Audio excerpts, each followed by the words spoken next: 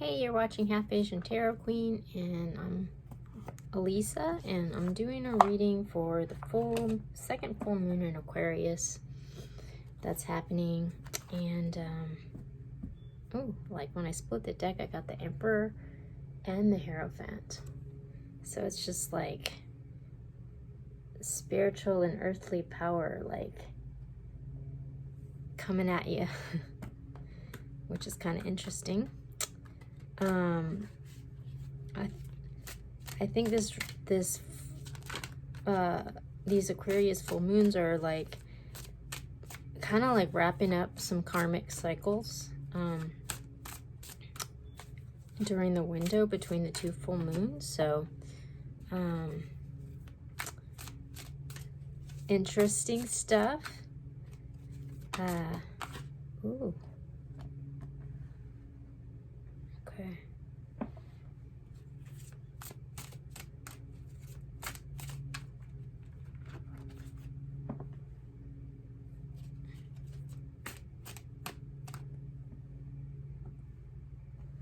All right.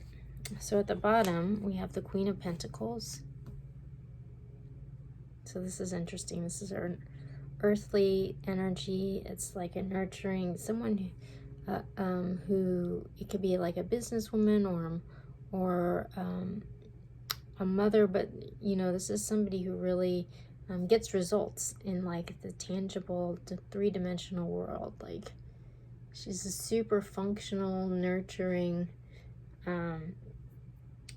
person that you want to have on your side. But we also have the King of Pentacles here, which is interesting because these are a matched pair, a divine couple. And it's interesting because when I picked that up, I got the Ace of Pentacles. So that is really interesting. Whatever this karmic cycle is that's being wrapped up is like paving the way for this new beginning. And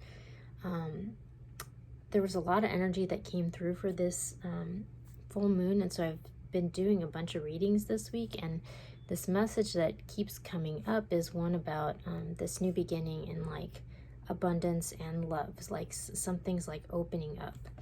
So then we have the King of Wands, the Three of Swords, the Chariot, and then we have the Three of Cups and the Page of Pentacles that came out together. So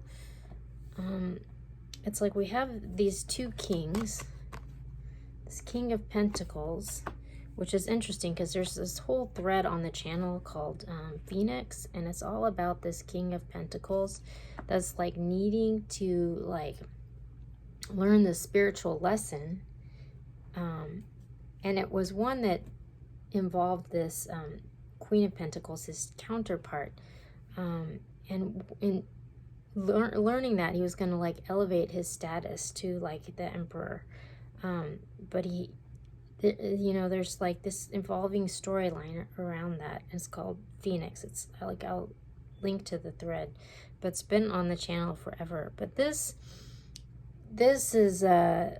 king is like one of like taste and authority, and you know, this is like a passionate, fiery king, but one who has, you know,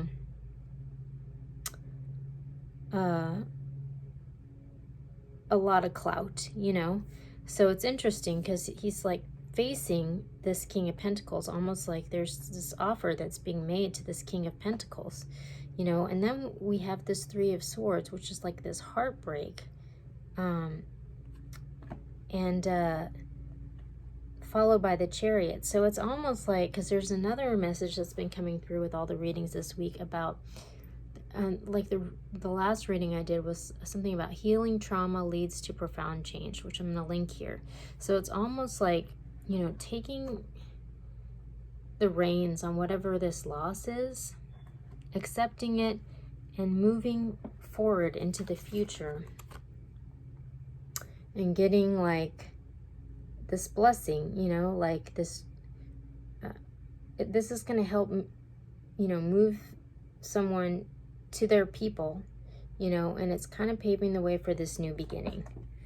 So it's like there's this loss that has to be accepted, in order to sort of like open the door for this new beginning. So that's really interesting. And then I pre-pulled from some other decks. So I'm just going to start with the Urban Tarot, but at the bottom we have the 10. This is the 10 of Cups. Yeah, it's the 10 of Cups, satiety. So this is like, you know, all the blessings, you know, happiness, abundance, fertility, like it's all here, you know. But then when I pick the other cards, we've got indolence, the 8 of Cups, we've got change, the 2 of Pentacles, we've got the Princess of Discs and the Princess of Wands, which is interesting because this just came through in a reading I did 2 readings ago, and it was all about this message. Actually, I think it's come through in a couple of readings where we've got the you know, this new beginning in abundance and there's this like good news that's coming through, you know. I mean, we got this. I mean, these are basically the same card.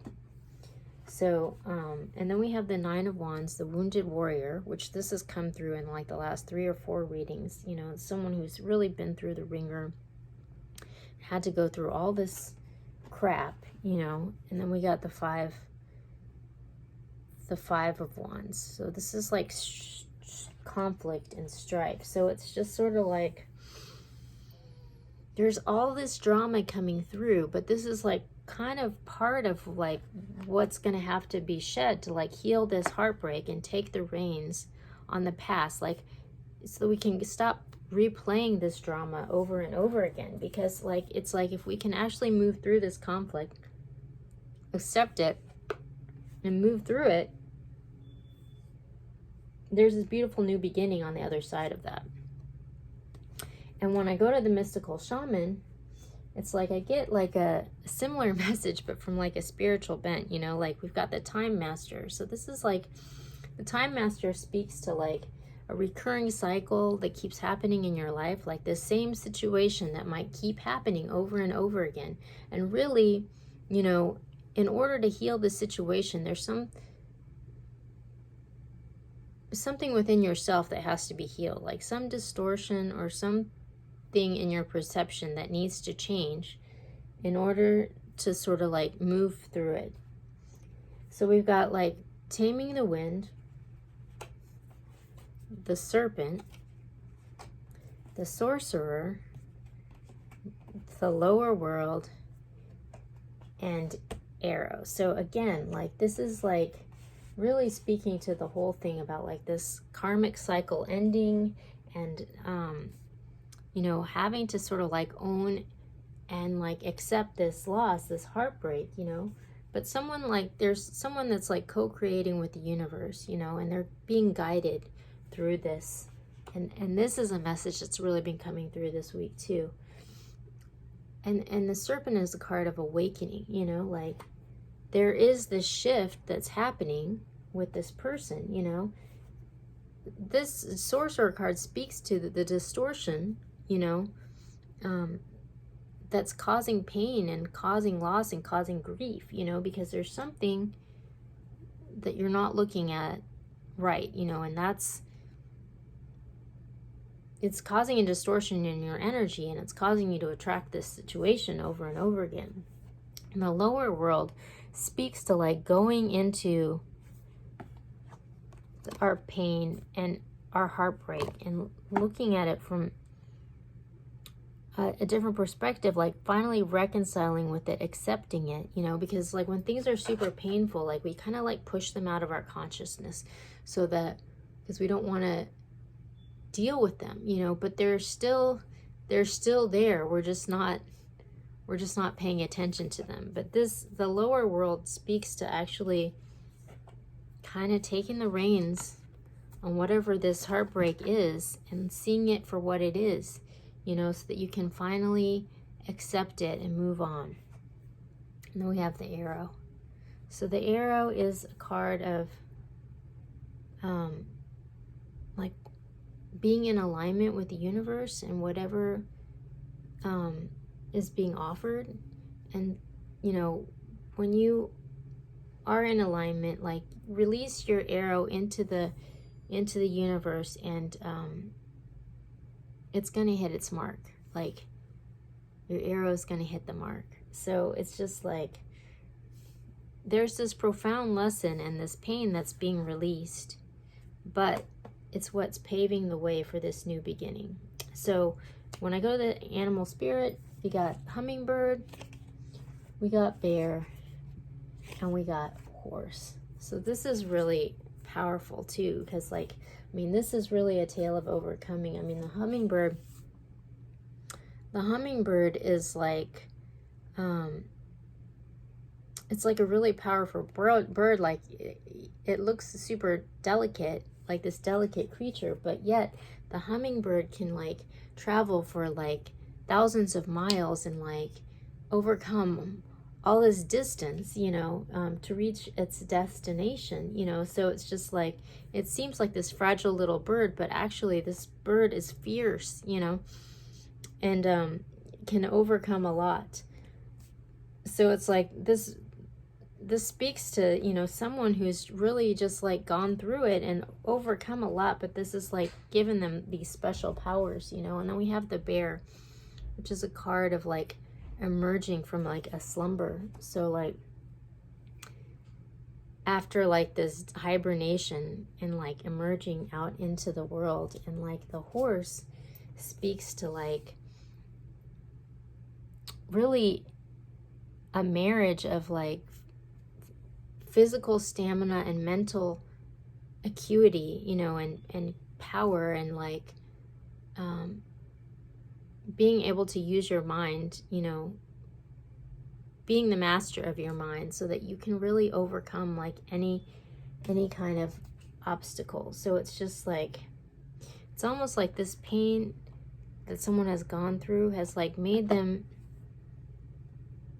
into like the warrior class, you know, like, and it's kind of been like this training ground for this new beginning that's coming online for this person.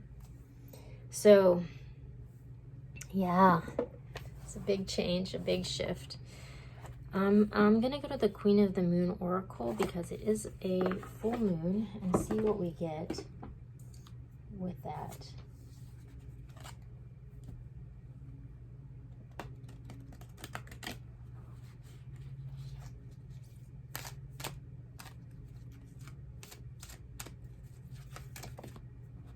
Oh my gosh.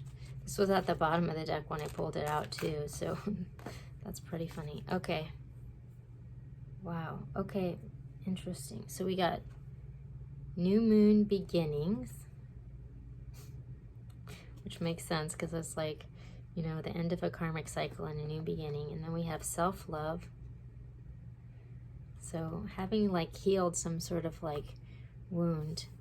And then we have focus, which is interesting because that really goes along with the horse, you know, like being able to channel this energy with this focused intention towards what's coming next. So yeah, it's like there seems to be like a lot of pain that's being released here, but it's paving the way for this new beginning. So we're gonna move forward into the new beginning, and it actually looks really good. But yeah, don't get super hung up in the energy that's being released, because it looks like it's gonna be a big climax. All right, talk to you later.